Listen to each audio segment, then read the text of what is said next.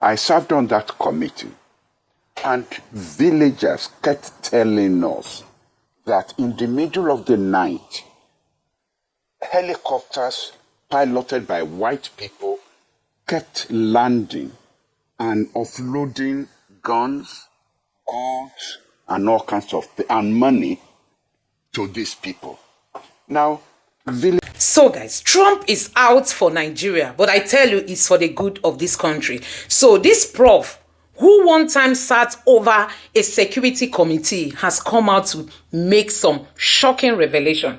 He said while he was presiding over this committee that sees to security in Nigeria, that they were being given some tip-off by villagers that they saw some helicopters and plane dropping arms and money around their village. And do you know what? The northern leaders, they all know about this and they kept quiet. He has also come out to say that Obama refused to sell arms to Nigeria, citing human rights violation because Obama did not like how the Jonathan's government was going after Boko Haram fighters. He also accused northern leaders of secretly going to the US to have secret meetings with the Obama's government. That it even got to a point where some officials in Obama's government were coming to Nigeria without getting any state clearance to have secret meetings in the north.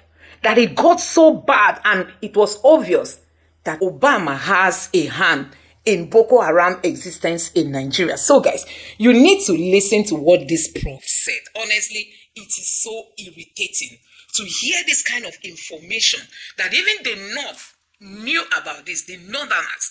Don't forget that people like Buhari said any attack on Boko Haram is an attack on the north. Also, some people even called Boko Haram freedom fighters. Now, it's becoming clearer to Nigerians that what Trump's government is saying is nothing but the truth. They are busy granting Boko Haram fighters amnesty after such colossal damage that they've caused to this country.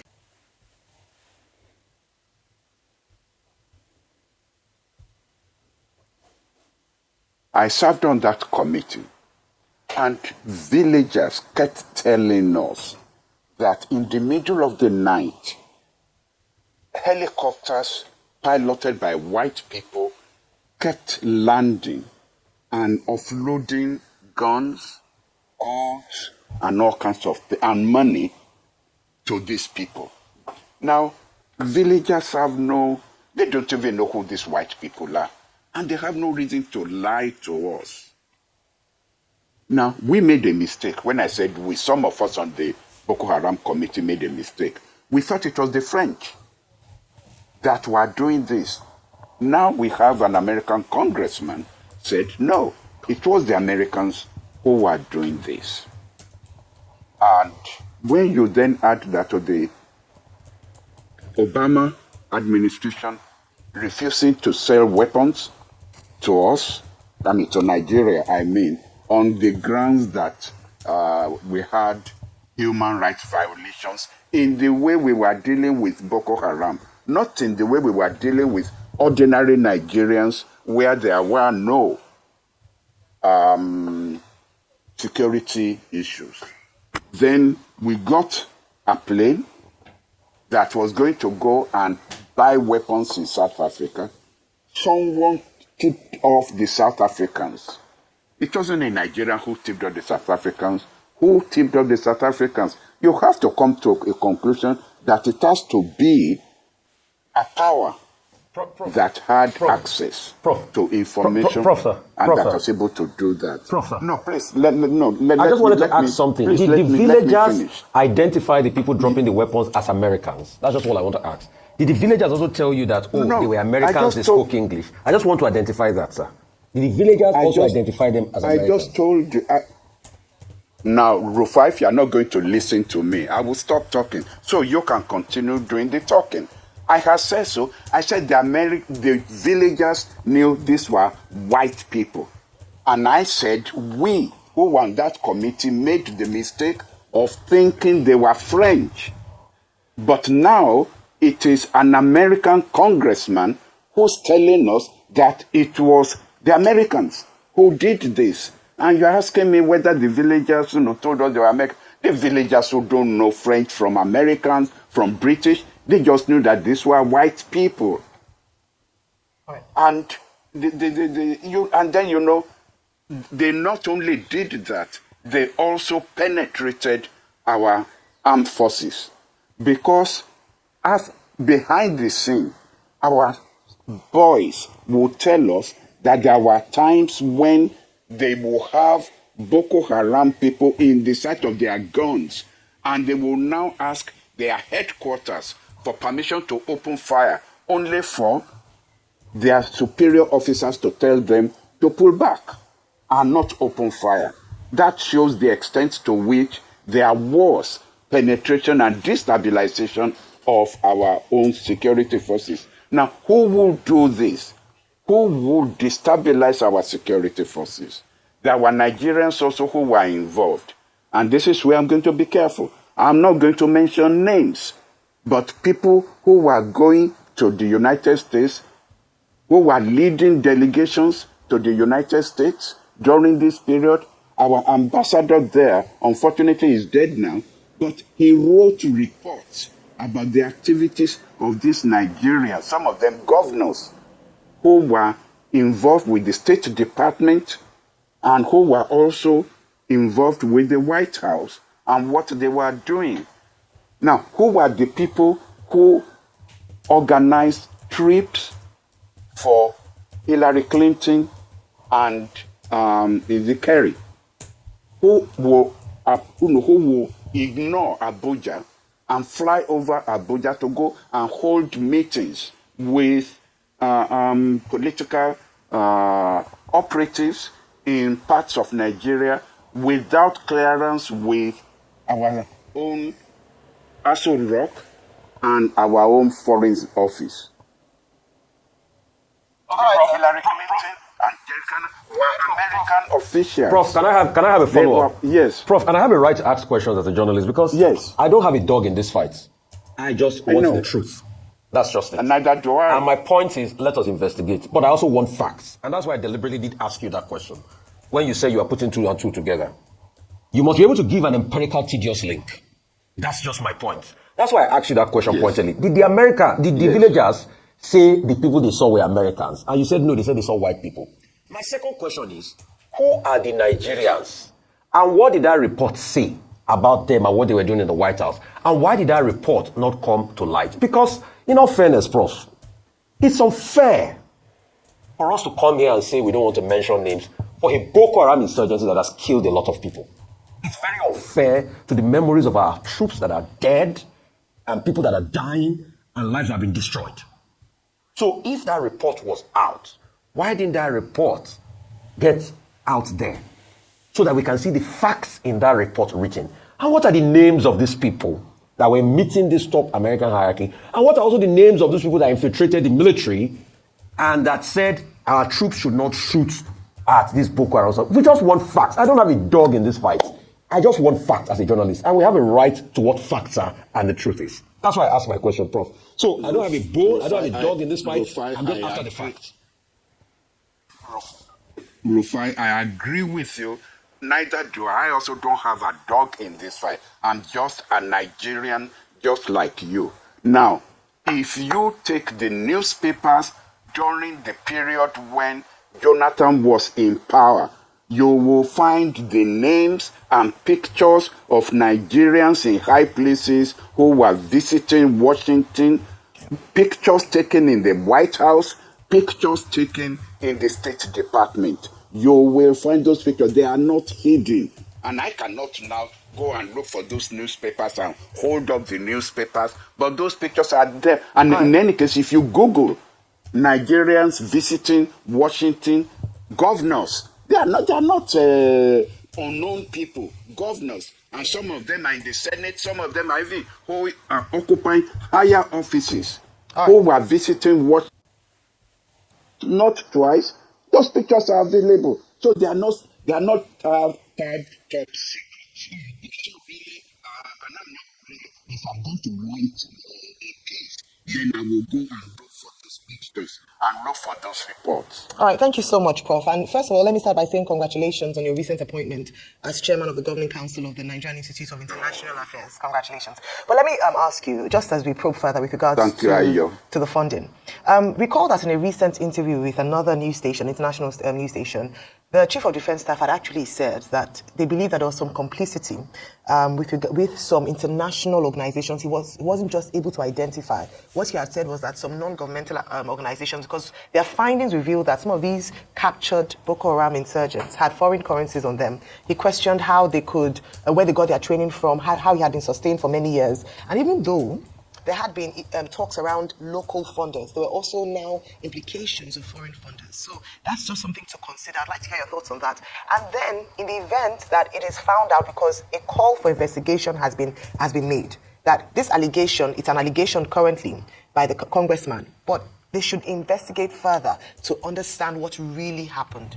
In the event that USAID is found to have funded, what would be the next steps? What are the options for Nigeria? And then what can we begin to do with regards to that relation?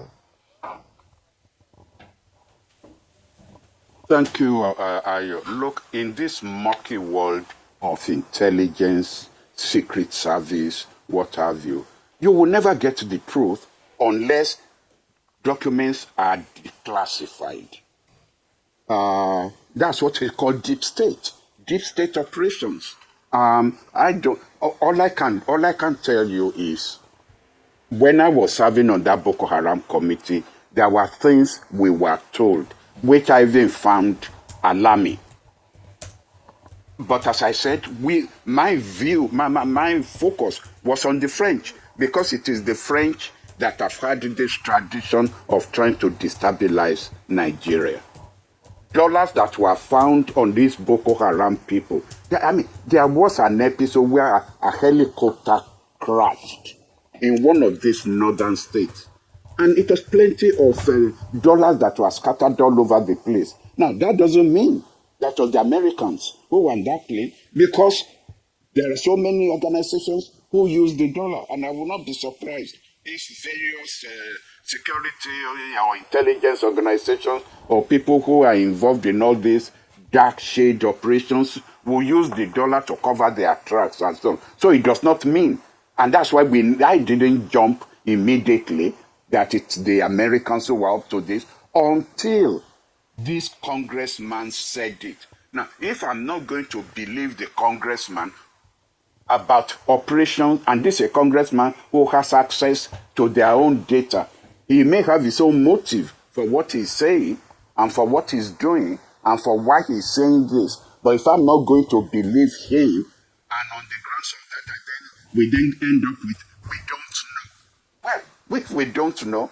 then who will we believe? Then even when we see documents that are classified, I'm really sure that whoever wrote those documents is telling the truth.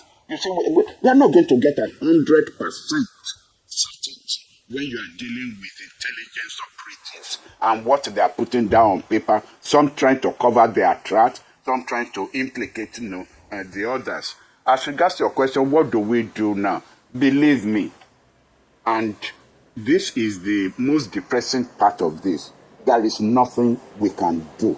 You are dealing with a superpower whose tentacles spread all over the world. I'm not saying this about Americans alone. I'm saying this about MI6, the British. I'm saying this about the French. I'm saying this about the Chinese.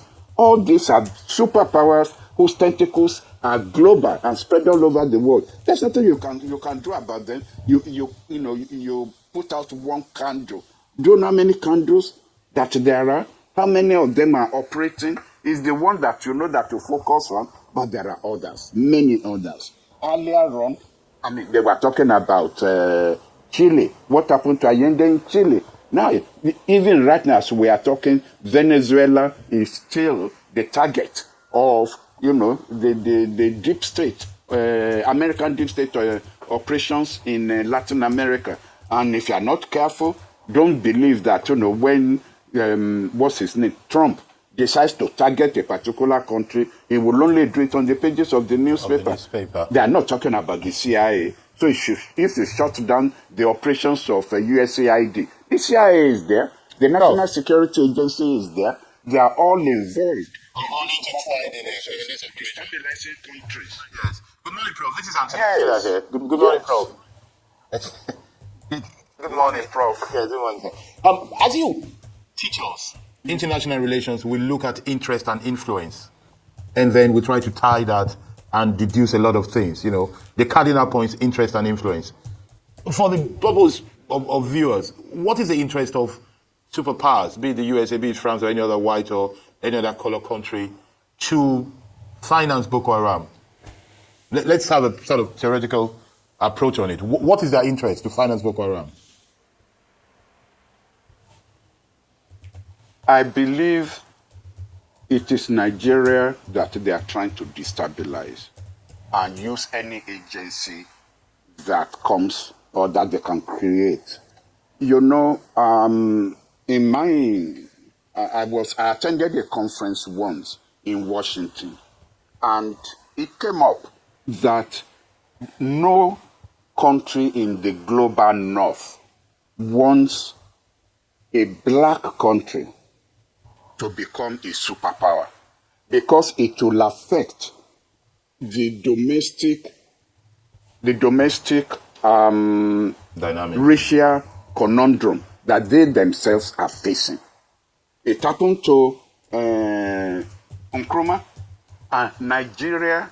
If Nigeria makes it, recall, because it's not just me. Recall what Mandela said, that until Nigeria makes it, there is no country with a black race that will make it in this world. So Nigeria had been a target before we even became independent. And that's why even the British arranged the handing over power to, if you like, the least developed part of Nigeria, and picked an elite that they think they can control. That is even before we became independent. As far back as 1945, the British had decided who they will hand over power to. And it's not the Azikiwes or the Awolowos or the Mbadiwes or the Okparas that they picked upon, because they knew they couldn't control those people. And so to that extent, you see, they learned their lesson when India under Nehru managed to escape their control. They learned their lesson that from then on, any of their countries, any of their colonies that is going to become independent, they have to ensure that the person they're handing over power to is the person they can control, so that they can continue to control those countries. And Nigeria had been a target. So I can't answer why they picked on Boko Haram. Honestly, I can't. I haven't given a thought. Why Boko Haram? Yeah. Okay. Prof, you see, as a journalist, my job is facts. I eat and sleep facts.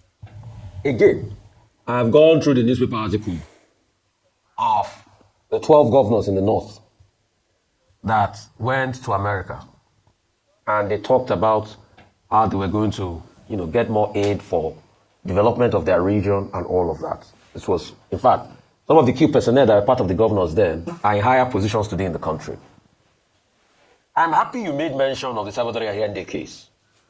I could only speak to the case because they were declassified documents by the perpetrators of the action based on what they did with ITT sponsoring the newspaper outfit called El Mercurio in Chile against Salvador Allende. And also there were valid court deposition from the families of General Schneider, the general that was killed leading up to the assumption of office by Augusto Pinochet in Chile.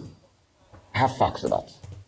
Based on all of this, can we get a Nigerian intelligence report? Because, okay, let's say the West might be biased, they will not show us the link. At least we should have some internal reports that might have been able to prove this link. Because, yes, we can say speculations, we've talked about the Leahy laws, but a lot of people will argue with you, Prof, that America too had also used the Leahy laws on a couple of, other people. You talked about the case of South Africa, we're trying to buy weapons and all of that. Some people will argue with you, yes, that was also the case, but also Nigeria finally also got those weapons, from other sources. In fact, based on your argument, when we extended the date of the election in 2015, we made some declaring and elections were held in those areas. So all I just want is that, is there any report I can hold on to as regards this activity of the United States? All I'm just after is a fact. Is there maybe like a Nigerian intelligence report we can quote? Yes, I accept that as a journalist, you go after facts.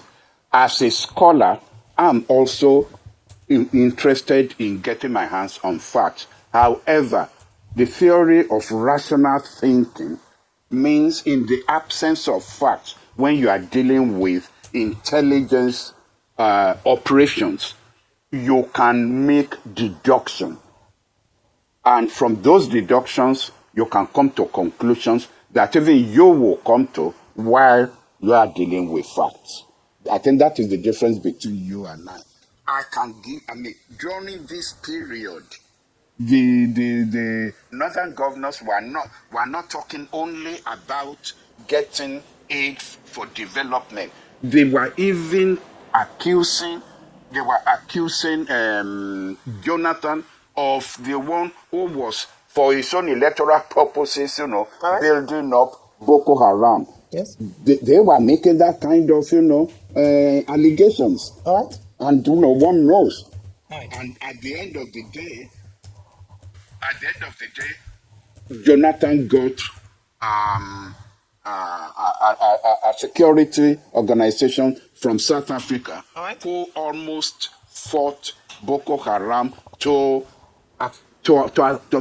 who almost defeated them. Okay. But when Buhari came to power, he asked the South African military security organization to disengage. Again, all these are facts that are in the press. All right. Okay, thank you so much, Prof. And Yes, thank you for your time with us this morning. But before we let you go, we cannot but talk about Pa Ayo Adebanjo, whom we lost as a nation on Friday, 14th of February, early hours of the morning. I don't know if you had a relationship with him, but I'm sure you must have paid attention to his works over the years as a journalist, as a lawyer, as an activist, as a nation builder. And I don't know if you have a few things to say about him this morning before we wrap up.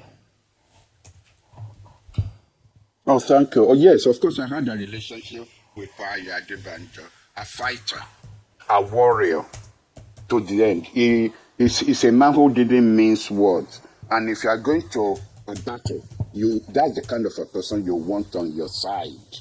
He didn't mind whom he confronted as long as he believed in what he was doing. He was. What came to my mind, if you don't mind my saying this in Yoruba, people will say, who said that? I heard somebody say Yoruba. Irinwo ajanoku sun beole. I mean, that's an iroko that are just falling in our political scene. So, guys, it is becoming very clear that the United States cannot say their hands are clean, considering what this country has gone through. So I can't believe that a country like America could fund insurgency in Nigeria. I cannot still but believe it. But you can see the kind of revelation coming from this prof. He said he sat over a committee. And as member of that committee, they were given tip-off by villagers that they saw helicopter or planes dropping arms, money, food, all kinds of things in their village to these Boko Haram fighters. He said the northerners, even some of them who were governors, they knew about it, but they kept quiet. They didn't want to talk. They knew about it, they kept quiet, but they would rather move secretly to America to go have secret talks with Obama's government. It even got to a point that some officials, like he mentioned Clinton, that they all came to Nigeria to have secret talks without getting any state clearance. Nigerians, you can imagine to this extent. So we cannot but praise Trump for what Trump is doing. We cannot but say thank God for the emergence of Trump. If this had continued, it means that See, African countries, this is just Nigeria, not to talk of other countries. By the time, more keeps unfolding, you get to know that America has ruined this country. Don't forget about how they killed Gaddafi. They killed Gaddafi under the same Obama. He killed Gaddafi. He gathered the European countries. They went after Gaddafi for no reason. And see where Libya is today. That's to tell you that the West does not even have our interest. Especially somebody like Obama, who is an African. See how an African was used to destabilize Africa. So guys, we cannot but, keep shouting to see if this country can get better. Let me know what you think about this in the comment section below. Please don't forget to subscribe to the channel. Turn on the notification bell. Please give this video a like so that YouTube can recommend it to others. And drop your thoughts in the comment section below. Thank you.